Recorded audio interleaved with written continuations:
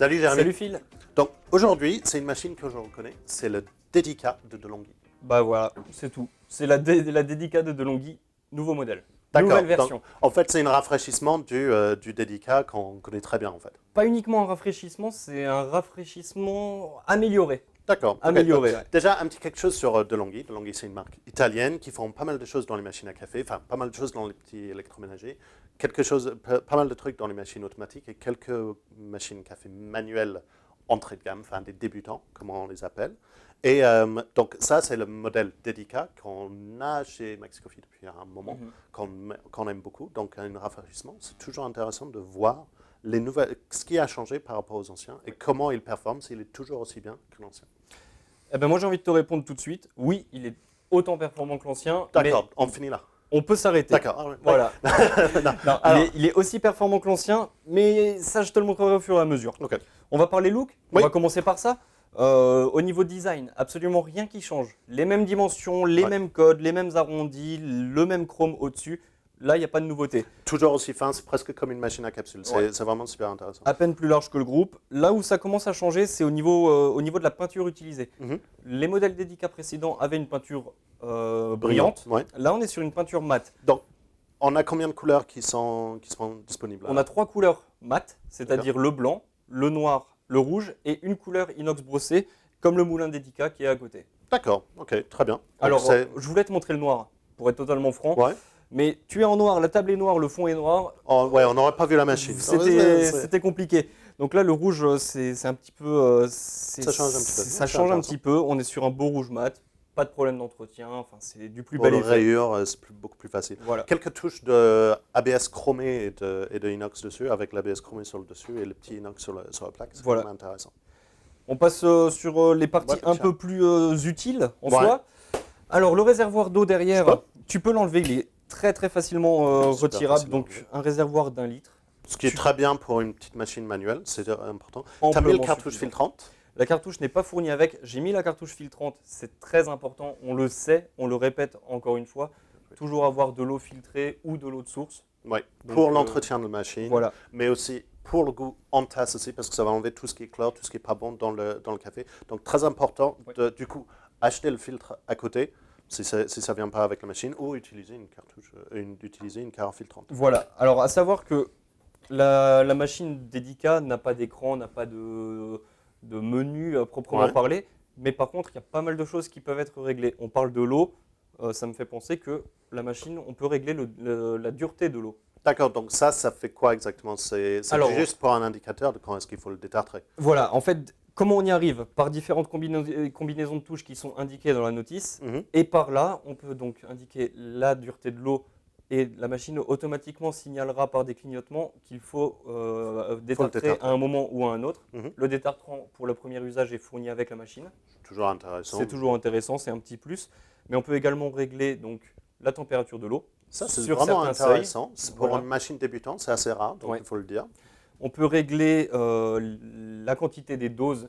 Donc là, c'est par rapport à ses propres goûts, tout simplement. On reste appuyé le temps que la machine fasse couler. On rappuie, notre dose est enregistrée. Donc, c'est pas des doses volumétriques, c'est sur timer quand même. Voilà, c'est sur un timer, c'est amalgamé volumétrique. Et on peut également régler le temps d'extinction, en fait. C'est utile pour économiser de l'énergie, etc. Ça, c'est bien. Donc, petit chauffe-tasse. Petit chauffe-tasse, donc là, on est passif, du coup. Qui est passif, qui récupère la température du thermobloc. Donc, oui, ce que j'allais dire, c'est une machine à thermobloc, le Dedica. C'est pour le souci de taille, c'est impossible de mettre une chaudière dans une machine aussi petite. Mais ça a les avantages et les inconvénients d'un thermobloc. Donc, rapidité d'allumage. 2 minutes maxi. Donc ça c'est super intéressant. Alors, rapidité d'allumage, quand je dis 2 minutes maxi, c'est 2 minutes très larges pour que l'alu soit un petit peu chaud. Au bout d'une quarantaine de secondes après l'allumage, on peut déjà faire couler de l'eau chaude. D'accord, donc ça c'est super rapide. Et rapide pour changer du coup quand on passe en mode vapeur, etc. Exactement. Donc, mais des avantages sur la stabilité thermique. Des avantages plus. C'est-à-dire que par rapport à d'autres thermoblocs, celui-ci est vraiment performant. J'ai enchaîné quelques extractions, alors bien sûr pas à un rythme de service de coffee shop, mais j'ai enchaîné quelques extractions pour tester la machine. J'ai pas eu de problème à proprement parler. Ok, bien. Ben, d'ailleurs, il s'est éteint. Voilà, j'appuie c'est pour- l'extinction. Ok. On va Porte-filtre. passer sur le porte-filtre. Donc porte-filtre 51 mm traditionnel sur une En alu. machine en alu. Voilà, donc fourni avec un filtre 2 tasses pressurisé qui est de ce côté, Ouais. que j'ai déjà mis, et un filtre 1 tasse qui est ici. Donc, est-ce qu'on peut se faire des petits cafés pendant ce temps-là? Je te laisse présenter le filtre qui est hybride. Donc, c'est des filtres pressurisés. Donc, c'est plein de trous à l'entrée, un seul trou à la sortie, une chambre de pression. On va attendre que le moulin termine. Je fais du Une bruit. chambre de pression entre les deux qui permet au café de monter en pression et de créer un espèce de créma mousse sur le tasse. C'est pas une créma comme une vraie machine expresso. C'est pas une mousse comme une machine à capsule. Mais c'est un truc entre les deux qui donne gustativement quelque chose qui est très bon et qui est assez joli en tasse aussi. Petite précision, c'est pour ça que j'ai pas tassé. J'ai utilisé la cuillère juste pour équilibrer dans le porte-filtre. C'est contre-productif de tasser dans un filtre pressurisé. Je le rappelle, c'est important. Je vais faire un petit flash. Un petit flush, voilà. Donc Hop. moi, j'essuie. Je te laisse insérer ça Ouais. et moi je jette les 2 tasses en dessous. Alors là, 2 doses, voilà. Hop. Normalement. Alors, on a un petit pré-infusion aussi qui est intéressant sur une machine débutant. Ils l'ont pas tous, Non. donc ça reste assez intéressant. Petit pré-infusion qui va gonfler un petit peu la mouture, qui va injecter un tout petit peu d'eau au début, gonfler un petit peu la mouture pour pouvoir sortir beaucoup plus les arômes. Alors par rapport justement aux extractions, là moi j'utilise le moulin Dedica, donc qui reprend les codes, le design, le look, les tailles. Par contre, on peut très bien utiliser cette machine, et d'où l'intérêt des filtres pressurisés, avec du café moulu traditionnel, universel, qu'on peut se procurer en grande surface ou sur les sites spécialisés, hein, par Ouais, exemple. non, mais c'est important de le dire. On utilise un moulin avec la machine, mais c'est pas obligatoire. Voilà. Et la mousse ressemble presque à un créma en fait. Ouais. Enfin, Alors c'est clair, c'est très clair parce que j'ai réglé la température assez basse pour qu'on puisse le consommer rapidement. Et on est quand même sur une belle quantité, lisse, pas forcément très élastique, et tu verras au niveau du corps, on Ouais, n'est pas c'est- sur de l'expresso, on est vraiment sur de la boisson. Alors, on est proche de l'expresso. C'est pas comme une vraie machine traditionnelle, Ouais. mais on a quelque chose qui a un attaque espresso, qui n'a pas vraiment la texture, mais c'est super intéressant. C'est ce qu'on attend avec une filtre pressurisée. Voilà, Donc c'est très bien.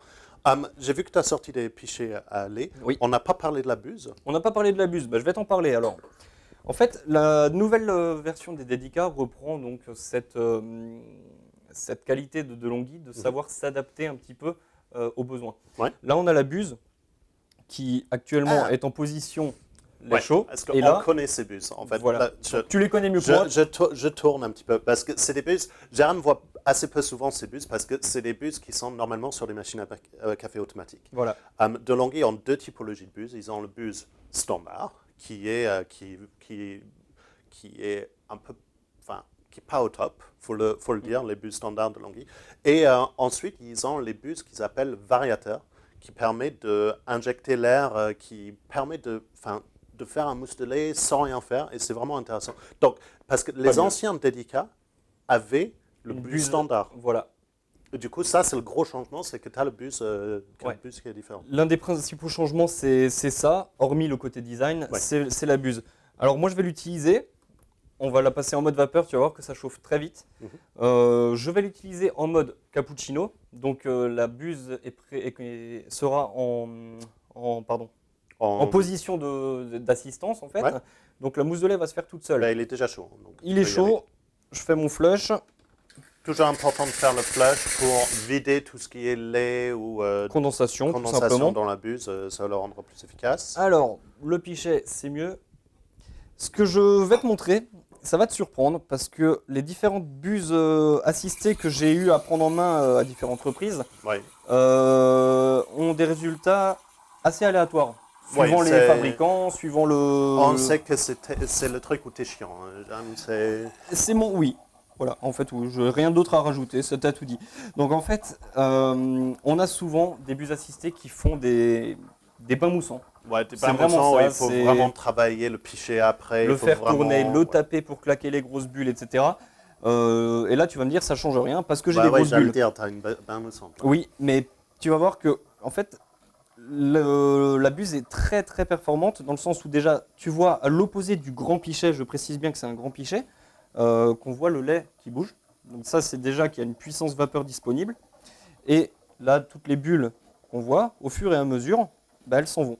Et la mousse de lait, ça se lisse toute seule. Là, tu vois, dans quelques secondes, le temps que le lait soit à la bonne température, donc environ 65 degrés, on n'a plus de bulles. Non, mais c'est assez impressionnant.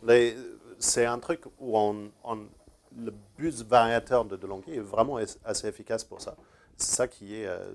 c'est pour ça ils sont forts. Alors, je te laisse faire ça. En attendant, je vais faire gagner un petit peu de temps en passant la machine comme ça.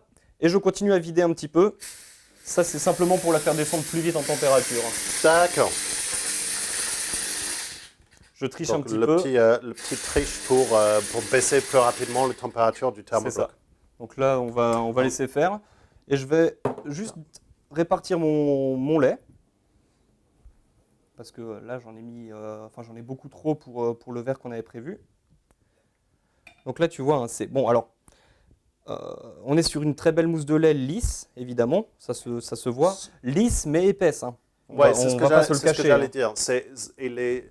Il est lissé, mais il a l'air d'être vraiment un peu trop épaisse pour faire du latte art. Je le pose ici. Voilà, mais bon, on va vois, dire que c'est pas pour ça qu'on achète des machines à thermobloc. C'est pas des machines pour faire du latte art. C'est des machines qu'on achète pour être rapide, efficace. C'est plus pour faire un latte de temps en temps qu'on prend sur ces machines-là. Bah, là, tu le vois, on voit que c'est très onctueux. Enfin, moi, ça me surprend surtout au niveau du côté lisse de la chose, pas très bulleux. J'ai pas eu besoin de taper, j'ai pas eu besoin de travailler. La machine s'est remise à température. On va enchaîner sur l'extraction. Je vais passer ça. Alors, tu fais un petit flush. Ouais. Cette fois-ci, j'ai pas voulu faire. Il est où le petit pichet pour Voilà, justement, j'ai un peu triché cette fois-ci. J'ai pas voulu le faire directement dans le pichet à expresso à côté. En fait, je t'invite juste à retirer la plaque chauffe-tasse. Tu vas pouvoir parler d'ailleurs de l'innovation qui va nous permettre. Grosse innovation délicate. Non, c'est un petit aide pour savoir si vous êtes sur la nouvelle. Pardon.